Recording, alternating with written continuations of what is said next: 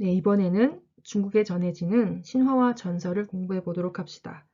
어느 나라에나 신화와 전설은 전해지고 있죠. 중국에는 어떤 신화와 전설이 전해지고 있을까요? 이 산해경이라는 책은 중국에서 가장 오래된 대표적인 신화집입니다. 이 책은 기원전 3, 4세기경에 무당들에 의해 쓰여졌다고 얘기하고요. 그리고 중국과 변방 지역에 있는 기이한 사물들, 귀신들에 대한 기록과 관련된 그림이 실려 있습니다. 그림을 보시면 여기 아저씨가 있는데 아저씨 하반신이 물고기 형태이죠. 이는 아저씨이네요.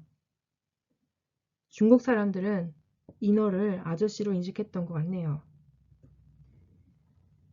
이 산해경은 무당들이 썼기 때문에 자연계와 그 무당의 힘을 빌어서 소통할 수 있다라고 하는 샤머니즘과 관련이 되어 있습니다. 그리고 지리서의 성격도 가지고 있어서 중국의 변방 지역을 산경과 해경으로 나누어 설명하고 있습니다. 그러면 그 내용은 어떤지 한번 살펴보도록 하죠. 그럼 산해경의 내용을 알아봅시다. 이 산해경은 신성하고 그리고 머나먼 이방에 있는 초월적이고 기이한 형상들을 기록한 책입니다. 그 안에는 일상과는 동떨어진 초월적이고 환상적인 상상세계의 산물들이 담겨져 있죠. 오른쪽의 그림은 무엇 같나요? 사람 같은데 이 존재는 명칭은 서성이라고 하고 긴 꼬리 원숭이이고 사람같이 달리기도 한다고 합니다. 이걸 먹으면 다른 박질을 잘하게 된다고 하네요. 왼쪽에 있는 거는 늑대 같기도 하고 여우 같기도 하고 가만 보니까 꼬리가 많이 달려 있죠. 구미호, 명칭은 구미호이고 여우 같은데 9개의 꼬리가 있다고 하고 마치 어린애 같다. 그리고 사람을 잘 잡아먹는 특징이 있다고 합니다. 우리도 익히 알고 있는 구미호가 중국에서도 기원전 3, 4세기 전부터 전해지고 있는 그런 기괴한 존재였군요. 자, 그러면 신화와 전설, 이 산해경을 통해서 더 알아볼 수가 있겠네요. 다음으로 넘어갑시다. 신화와 전설을 공부할 때 꼭 알아야 할 것 중에 하나는 바로 이 초사라는 작품집입니다. 초사는 초나라의 노래라는 뜻이고요. 초나라의 노래인 만큼 전국시대 남방에 있었던 초나라에서 유행하였던 이 시가를 모아놓은 것입니다.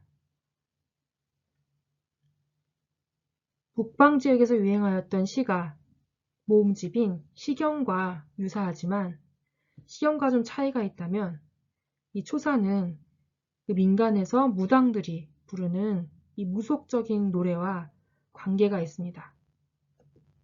무당들이 신을 제사 지내면서 그 가운데에 노래를 하고 그리고 음악과 함께 춤을 곁들이는 그런 공연을 펼쳤는데 이 공연이 초사라는 문학 양식으로 발전하였고 그리고 여러분이 단오절의 주인공으로 알고 있는 그 구런, 이 구런이 이 초사라는 문학작품을 쓰게 하는데도 이 역시 영향을 주었을 것이라고 이야기합니다. 그럼 초사의 내용을 한번 살펴보도록 하죠. 같이 볼 편명은 초사의 국어편에 들어있는 동황태일이라는 작품입니다. 동황태일은 신의 이름이기도 하죠. 작품을 천천히 한번 감상해 보겠습니다.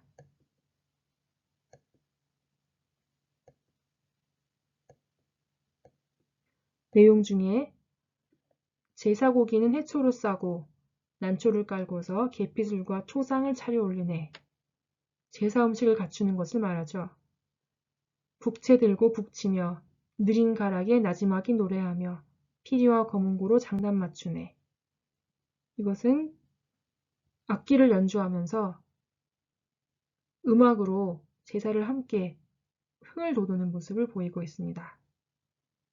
너울너울 춤추는 무녀의 고운 옷, 꽃 같은 향기, 장안에 그윽하다. 곱고 장엄한 주악 소리에 천신이 마냥 즐겁고 기뻐하네. 춤을 곁들여 추면서 신에게 제사 지내고 있는 모습이네요. 조사의 성격이 무가의 성격을 가지고 있는 것을 확인할 수가 있습니다. 다음 계속 공부해 보도록 하겠습니다.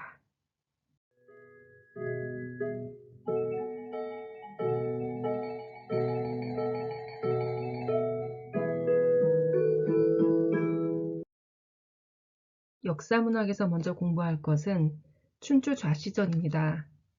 춘추라고 하면 무슨 뜻인가요? 말 그대로 봄, 가을이죠.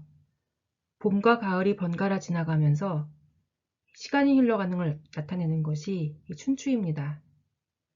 요즘에는 나이 드신 어른들의 연세를 가리키는 말로 쓰이죠. 이 춘추는 시간이라는 의미가 있고, 그리고 당시에는 그 시간의 흐름을 기록한 역사서를 가리키는 말이었습니다. 특히 춘추라고 하는 책은 노나라 은공 원년 때부터 노나라 애공 때까지 이르는 역사서를 가리키는 것으로 노나라의 기록을 위주로 하였기 때문에 노나라 사관이 기록했다라고 알려져 있는데 이것을 공자께서 편정했다라고 알려져 있습니다. 공자님은 앞서 있었던 시경, 서경, 주역 등도 다들 정리하고 편성하는 데 큰 기여를 했죠. 그럼 춘추 좌시전이란 것은 춘추의 주석서 중의 하나인 좌씨의 전을 가리키는 겁니다. 좌시전은 좌전, 좌시전, 좌시춘추라고도 하는데 저자가 노나라 문인 좌구명이라고 전해집니다. 춘추는 간략한 기록으로 연대에 관한 편년사로 정리되어 있습니다. 그렇기 때문에 이 좌시전이 없었다면 춘추의 자세한 사항은 더 알기 어려웠을지도 모릅니다. 좌구명은 풍부한 자료를 바탕으로 자세하게 춘추의 내용을 설명하고 그 이야기를 풀어나갔기 때문에 이 춘추 좌시전은 당시 춘추 시대를 이해하는 중요한 자료가 되고 이후에 사기의 편정에 있어서도 가장 직접적인 영향을 미치는 문학적인 자료가 됩니다. 그러면 계속해서 다음 보시죠. 이어서 공부할 책은 전국책이라는 역사서입니다. 전국책은 주나라 정정왕 57년부터 진시황 37년까지 전국 시기 240년 동안의 정치와 군사 외교, 사회문제, 책사의 언행을 기록한 책입니다. 우리가 흔히 전국시기라고 하는 그 시기가 이 전국책이라는 책의 이름으로부터 나왔습니다. 이 전국책은 국책, 국사, 단장, 사어, 장서 등 여러 가지 다른 이름으로 전해져 왔습니다. 이 안에 들어있는 내용들은 전국시기, 춘추시기가 지난 다음에 그 다음에 많은 나라들이 서로 왕권을 다투던 전국시기에 여러 제후국 사이에서 벌어졌던 정치투쟁과 그다음에 유세가들의 종행과 유세가들의 그 다양한 전술 이야기를 서술하고 있습니다. 우리가 많이 알고 있는 고사성어들이 이 전국책에서 유래한 것이 많죠. 그 중에 한 내용을 간단히 살펴보도록 하지요.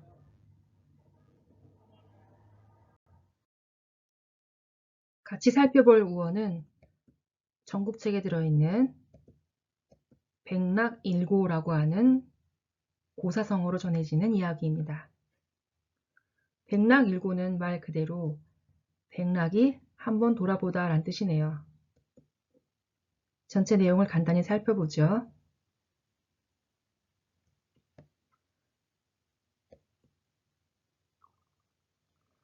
백락은 당시에 아주 유명한 말 감정가였죠.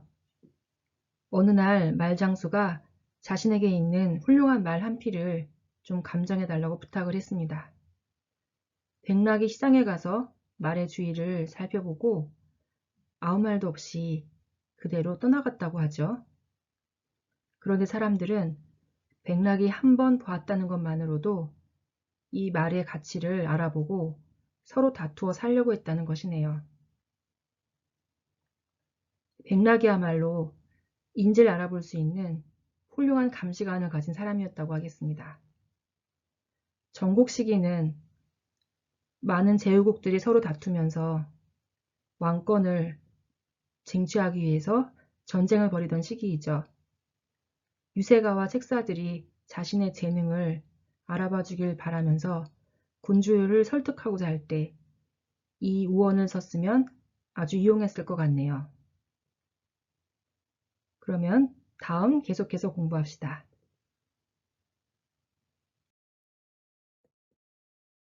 중국의 역사문헌에서 빼놓을 수 없는 것이 바로 이 사기이죠. 이 사기는 한나라 사마천이 상고시대의 황제부터 한무제 시기, 사마천이 생존했던 한무제 시기까지 3000여 년의 중국의 역사와 주변 민족의 역사를 포괄해서 저술한 통사로 알려져 있습니다. 한나라 시대 사마천이 어떻게 황제 시대의 이야기까지 모두 저술할 수 있었을까요? 사마천은 어릴 때부터 역사가가 되겠다는 꿈을 가지고 중국 곳곳을 여행하면서 많은 자료를 모았다고 합니다. 그래서 자신의 평생을 걸쳐서 상고시대 황제 때부터 한무제 시기까지의 역사를 모두 포괄하여 저술한 것이죠. 이 대저서는 130편으로 구성되어 있는데 본기, 표, 서, 세가, 열전 등으로 나뉘어져 있습니다.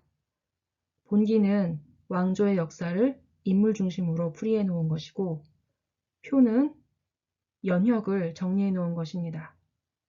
서는 문화와 제도 등을 유별하여 정리한 것이고요. 세가는 제후국의 역사를, 열전은 각 인물의 역사를 역시 전기 형식으로 인물 중심으로 풀이해 놓은 것이죠. 그래서 이 책은 특히 열전 그리고 본기에서 이름을 따서 기전체 형식이라고 이야기를 하는데 기전체 형식이라고 하는 것은 대체로 그 안에 인물의 전기가 위주가 되어서 인물 중심의 역사 편찬 형식을 따르고 있다는 뜻이 되겠습니다. 다음을 보실까요?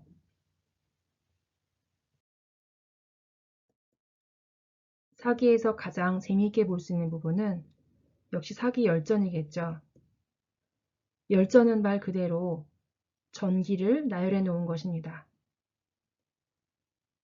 사기가 기전체의 역사서라고 말하는 이유도 사기에 인물 중심의 전기가 쭉 나열되어 있고 그 인물을 통해서 역사가 풀어져 나간다는 역사에서 인간의 역할을 중시하고 있는 역사관을 보여주고 있기 때문입니다. 재미있는 것은 인물들의 전기뿐만 아니라 유전이라고 해서 각 인물 군상들의 유형을 분류해서 따로 열전으로 만들어 놓은 것이죠. 여기에 있는 순리열전은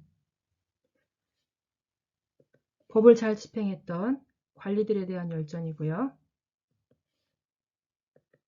유림열전은 유학자들에 대한 열전입니다.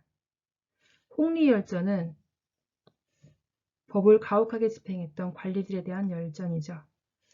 유협열전은 협객들에 대한 열전이고요. 영행열전은 임금의 총애를 받고 간사한 짓을 저질렀던 간신들에 대한 열전입니다. 골계열전은 재미있고 해학적인 이야기를 잘했던 사람들에 대한 열전이기도 하고요. 화식열전은 재물을 잘 불렸던 부자들에 대한 이야기입니다. 조선열전은 우리나라와도 관계가 있죠. 변방의 여러 나라들에 대해서도 이 열전을 남겼습니다. 사마천은 폭넓은 시각으로 다양한 인물 군상을 역사에 담아내려고 하였고 그 사람들의 또는 그 지역의 중요성을 무시하지 않았습니다. 그리고 사마천은 항상 마지막에 태사공왈이라고 해서 역사 사건과 인물들에 대해서 자신의 평론을 내려놓는 방식을 취했습니다. 자, 그러면 여기까지 사기를 보았습니다. 자, 퀴즈를 통해서 오늘 배운 것들을 정리해 보도록 하겠습니다. 여기 퀴즈 문제를 보고 온라인 e캠퍼스의 퀴즈란에 가서 정답을 표기하면 됩니다. 첫 번째 문제는 삼경이라고 불리는 문헌 중에서 중국 최초의 시가집에 해당하는 책은 무엇인가요? 앞서 배운 삼경은 시경, 서경, 주역이 있었죠. 그 중에 시가가 실려있는 경전이 무엇이었는지 기억해 봅시다. 두 번째 문제, 중국의 가장 오래된 신화집으로 중국과 변방 지역의 기이한 사물과 인간, 신들에 대해 기록한 문헌은 무엇인가요? 중국의 신화와 전설을 기록한 문헌 중에 가장 오래된 것이고 이 책은 산경과 해경으로 구성되어 있다고 했었습니다. 세 번째 문제, 전국 시기의 여러 제후국 사이에 격렬한 정치 투쟁과 종행가들의 유세 이야기를 서술한 문헌은 무엇인가요? 이 책은 이 제목으로부터 전국 시기라고 하는 시기 구별이 유래했다고 이야기한 것 같네요. 기억해 볼까요? 네 번째 문제, 중국의 역사 문헌 중에서 중국 최초의 기전체 문헌으로서 인간 중심으로 기술되었다는 평가를 받는 역사서는 무엇인가요? 중국의 역사 문헌 중에 가장 유명한 책이 바로 이 문헌이죠.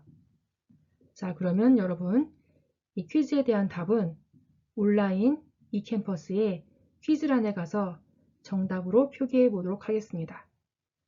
그럼 오늘 수고 많았습니다.